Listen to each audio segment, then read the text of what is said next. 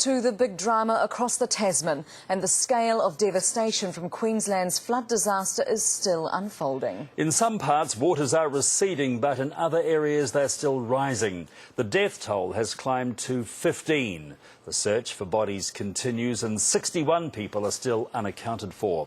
In Brisbane alone, more than 25,000 homes have been flooded. Large swathes of the city are still submerged, including much of the downtown area.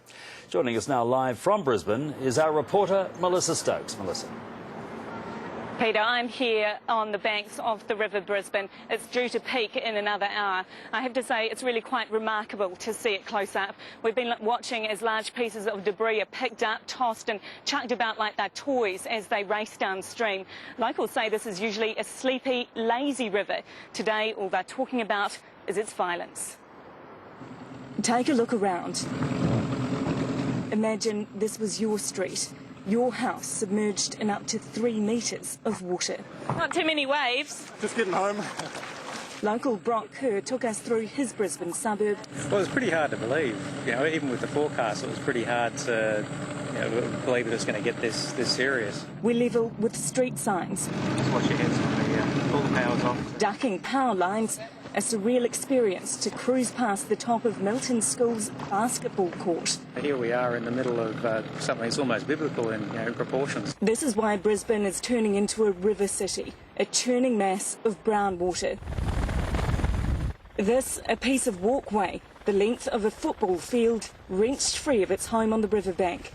Authorities considered blowing it up midstream, but decided the risk to lives too great. There's no doubt that, in my mind, that the tug driver saved lives. Without him steering that 300-tonne piece of concrete away from boats and pontoons, we would have seen that debris into the river system and possibly into flooded areas. To see the walking track that we use every day completely submerged, it's a heartbreak. But that's nothing compared to the people that are...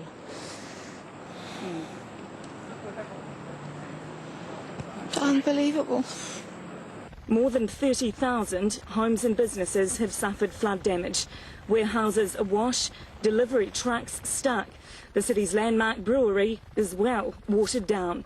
And many homeowners finding their properties submerged to window level. Just being down to have a look in the canoe, and unfortunately all the beds are wrecked and the furniture. We need to prepare ourselves for this.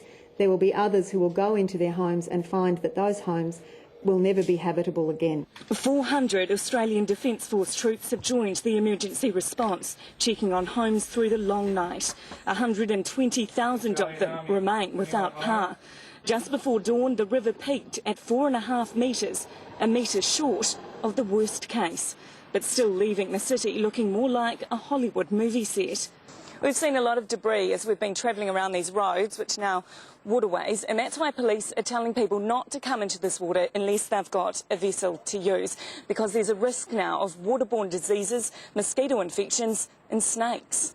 Ironically, a water shortage is one of the most pressing problems here, with 39 power substations disconnected and treatment stations damaged. Brisbaneites are being urged to use no more water than they need.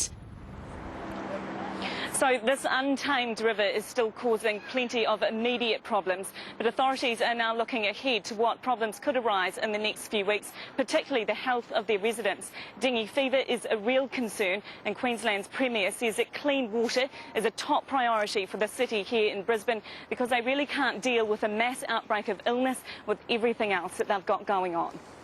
Thank you. That's our reporter Melissa Stokes live from Brisbane.